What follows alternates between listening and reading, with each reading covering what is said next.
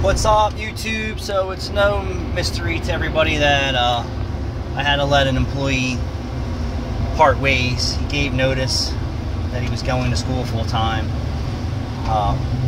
We went over his career for the last 2 years ish at Meineke, on how many times he was late and suspended and things of that nature, and found out that the laws protect me on I don't have to pay you vacation time or sick time or any of that in the state of New Jersey.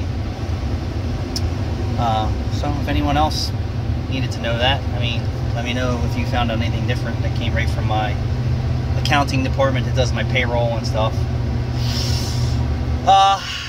Update on Cinnaminson Police Department. After emailing the mayor, magically we got one today. So Saturday she emailed the mayor complaining on why it takes a month to get a simple police report, and it was like 3 paragraphs, and it wasn't even really anything major. Well, we got one, but they got it right.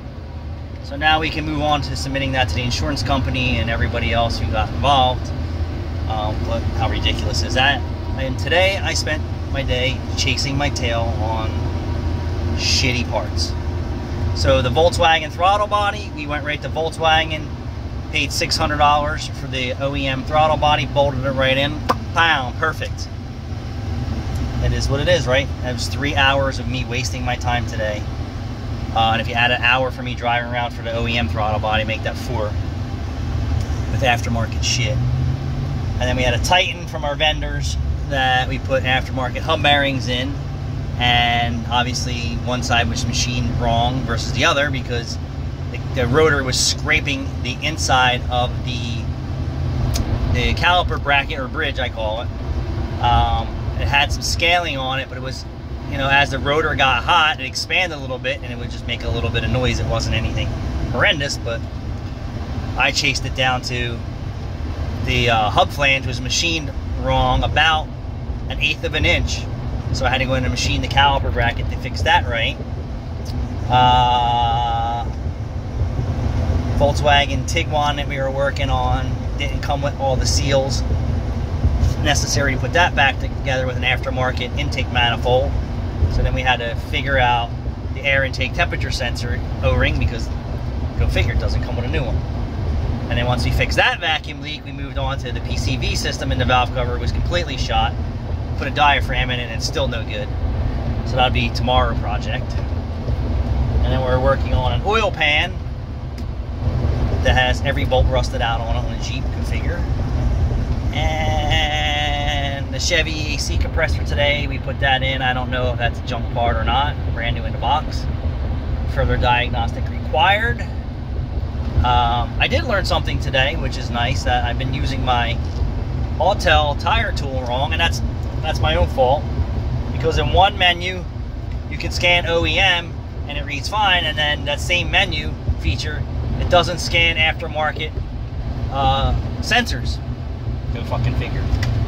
So then I was like, all right, I'm doing something wrong. And then the new guy, kudos to him, said, oh yeah, well, if you're using Autel sensors, you have to go into a different format, jump, which I didn't realize, which was auto create or create. And he taught me something today. My fault. I mean, now I got it. So now we'll use Autel tire monitors, reducing the cost to customers, and, you know, hopefully being a little bit more profitable and saving some time.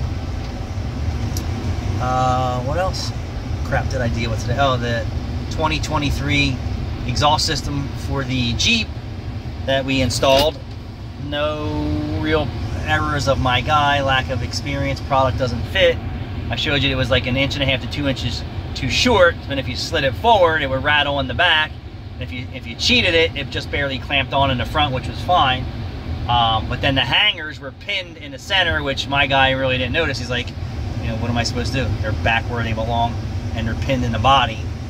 So I had to modify the center hangers assemblies, therefore creating a comeback, because I showed him where the fitment was, not realizing that the hangers pinned in the proper location would rattle on acceleration. So they said it sounded bad. It sure did, because the shit didn't fit right from OEM.